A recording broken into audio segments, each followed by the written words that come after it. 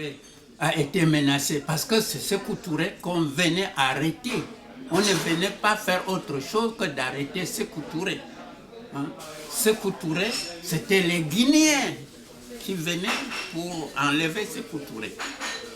Donc, Sékou Touré étant informé la nuit où on devait venir le ramasser, est rentré, aller se coucher sous le lit de Madame Lofo, n'est-ce pas, une sage femme, n'est-ce pas, et en même temps présidente des femmes de la Guinée, une grande dame qu'il faut quand même, à laquelle il faut rendre hommage parce que ce sont les femmes qui ont mené un combat pour libérer l'Afrique.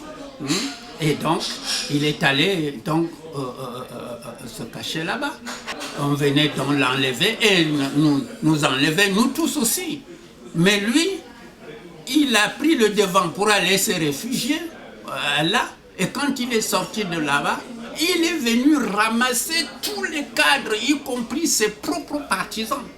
Voilà où ça s'est trouvé coincé. Mais le malheur de l'histoire, sur laquelle il ne se relèvera jamais, ni sa mémoire, ni que tant que nous, on sera vivants, c'est qu'il a pris son frère, qui était un véritable néocolonialiste, qui était vraiment un contre-révolutionnaire, c'est-à-dire Ismaël Touré, hein, et pour mettre à la tête du camp Boiro pour ramasser les gens. Et Ismaël Touré ramassait tous ceux qui étaient des sécoutouristes, comme j'enseignais aux étudiants, n'est-ce pas?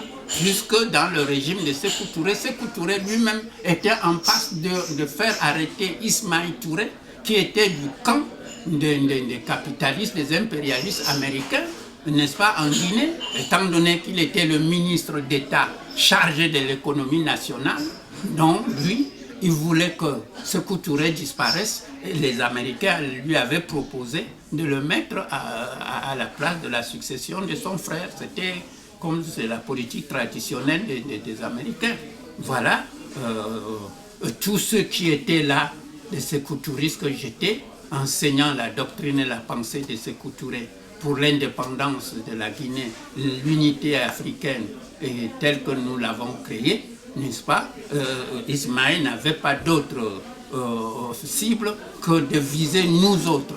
Et il nous a ramenés là-bas, on a tué tout le monde, n'est-ce pas? Et je ne suis survécu que par, je ne dirais même pas que par, si les croyants diront que par le fait de Dieu. Mais c'est-à-dire que Diallo Tellier a été arrêté 6 ans après nous. Attention, il a été arrêté 6 ans après nous, puisqu'il était ministre de la Justice lorsqu'on nous arrêtait. Et c'est lui qui a signé notre arrestation en tant que ministre de la Justice. Mais il avait oublié qu'on nous ramassait d'abord avant de les ramasser eux, parce que Sékou Touré utilisait les cadres jusqu'à ce qu'ils donnent tout d'eux-mêmes, ils ne les ramassaient pas d'un coup. Donc, il s'est servi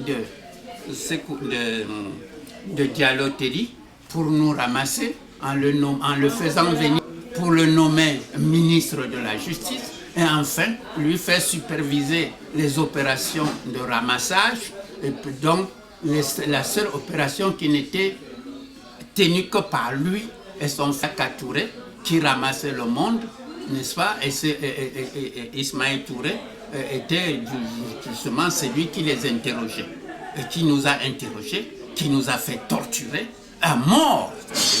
Il nous a mis comment on appelle, vos rayons électriques là, sur les oreilles, sur les sexes. Mais on leur mettait dans le vagin de faire chauffer, etc.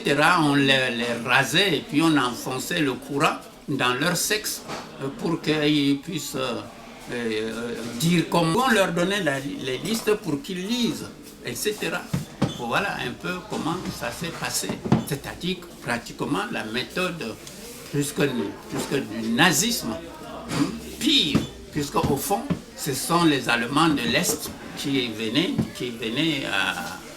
au Camp-Boireau pour superviser en appliquant ce que les nazis ont appliqué en Allemagne.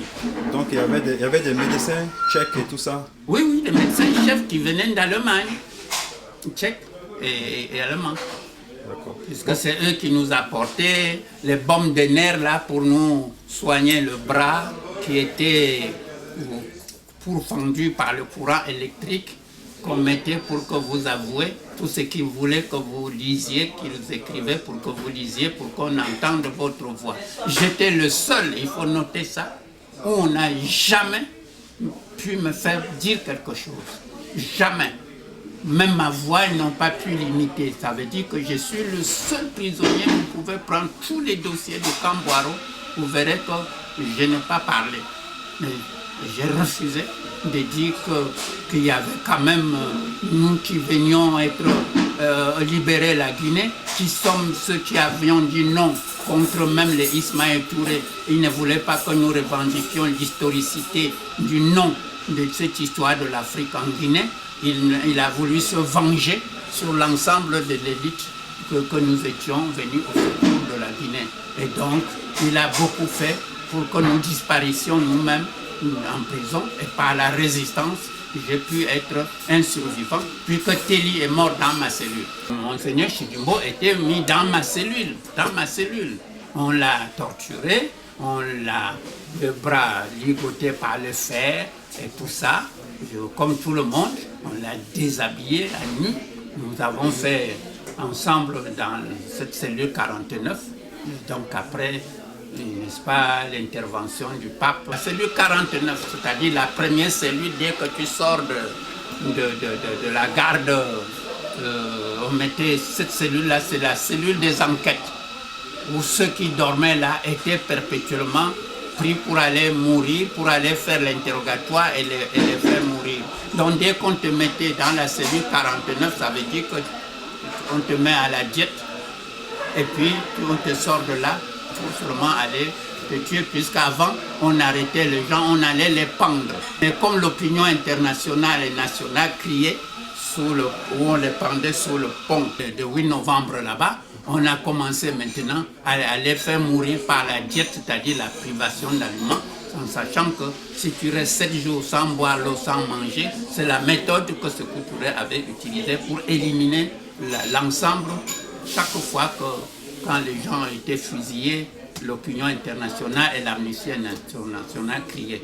Mais comme moi, j'étais pris en charge par l'Amnistie internationale, donc une fois qu'on a tellement été très loin dans les protestations et qu'on est venu voir que les rescapés étaient identifiés par l'Amnistie internationale et les Nations Unies, et que mon nom aussi était parmi ceux qui étaient considérés comme encore vivants, ils n'ont pas pu nous exterminer, et même d'autres sont morts comme ça par la fatigue, par la vieillesse. Moi, je suis sorti comme un miraculeux. Et les sacrifices humains, c'est-à-dire les femmes, les filles ou les femmes mulâtres, hein, que Sékou Touré faisait tout pour les donner à ces magiciens de Sierra Leone ou du Libéria, n'est-ce pas, pour que tous les morts, le sang ne puisse pas l'atteindre, parce que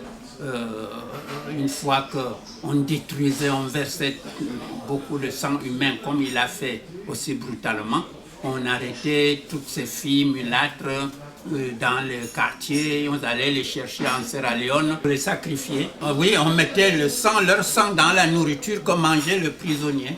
Comme moi, j'avais vu comment ils faisaient comme ça, je ne mangeais plus la nourriture du Camp-Boireau. On venait seulement me donner des petits bouts de pain qui restaient, et je n'ai plus jamais mangé au Camp-Boireau. C'est pourquoi j'étais sorti sans chair sur moi, parce que mes mains, on voyait que les os, ma poitrine, on voyait que les os, on ne me reconnaissait plus, on ne voyait même plus la peau sur ma figure. J'étais comme les cadavres, les restes de cadavres avec lesquels les médecins pratiquent la chirurgie, l'analyse anatomique et tout ça. J'étais de ce genre de carcasse. Si tu voyais à ma sortie de Camboiro, où on nous a isolés pendant plus de 2 ans pour qu'on récupère un peu encore la force. Donc il faut dire au moins des tortures, parce que Sékou Touré écrivait des lettres et il était au téléphone, il dirigeait les opérations. Oui, mais c'est lui qui donnait le commandement, c'est lui qui disait qu'il faut vous mettre à la diète, c'est lui qui disait que la vérité n'est pas encore dite, puisque c'est lui qui écrivait ce que vous devez dire pour justifier, parce que les Senghor, les Libéria et tout ça avaient dit que mais non, mais on ne peut pas quand même arrêter tous les cadres du pays, ça ce sont des choses qui ne sont pas vraies, etc. Bon, les autres chefs d'État ont protesté. Sékou Touré a dit, bon, il a pratiqué maintenant l'interview des prisonniers sur la torture pour qu'ils avouent. Donc, quand tu n'avouais pas, on te tuait. Et quand tu avouais maintenant, on te tuait également pour montrer aux chefs d'État qui doutaient qu'on a arrêté les innocents. On dit, on fait entendre sa voix. Aussi, Sékou Touré disait aussi que quelque chose arrivait, il ne voulait pas que Béavougui ou Seyfoulaye le succèdent. Ah même non, il ne voulait jamais. Non, il disait qu'aucun d'entre eux ne verra jamais que voilà la tombe de l'ancien président de la République. Il a dit ça en discours public au Palais du Peuple. Et qu'est-ce que cela voulait dire? Cela voulait dire qu'on le tuera, mais tous les dirigeants là, qui ont gouverné avec lui, ne resteraient pas pour prendre sa succession, pour peut-être dénoncer ce que lui faisait, comme les gens disaient que c'est Hitler qui était le seul donateur, même ses propres partisans avec lui qui ont gouverné disaient que mais, puisque si eux ils n'abondaient pas dans le sens d'Israël, les Garines et autres machins, ils les tueraient.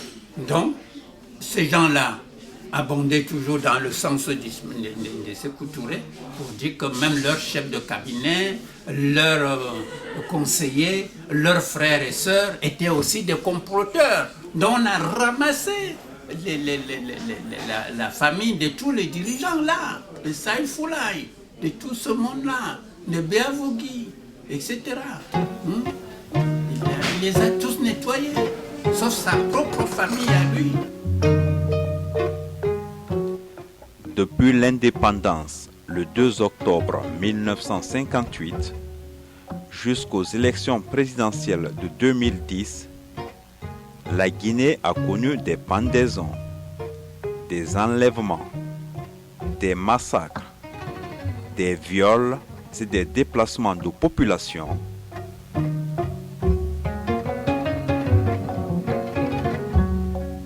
Sans jamais ouvrir une véritable enquête.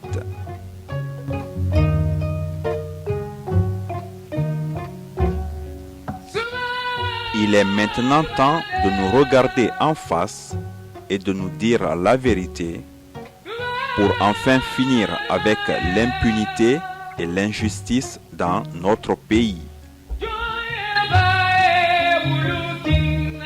Nous ne pourrons pas bâtir une nation, instaurer un état de droit et une démocratie sur du mensonge. D'où la nécessité de recueillir le maximum de témoignages pour dire la vérité, toute la vérité sur la Guinée.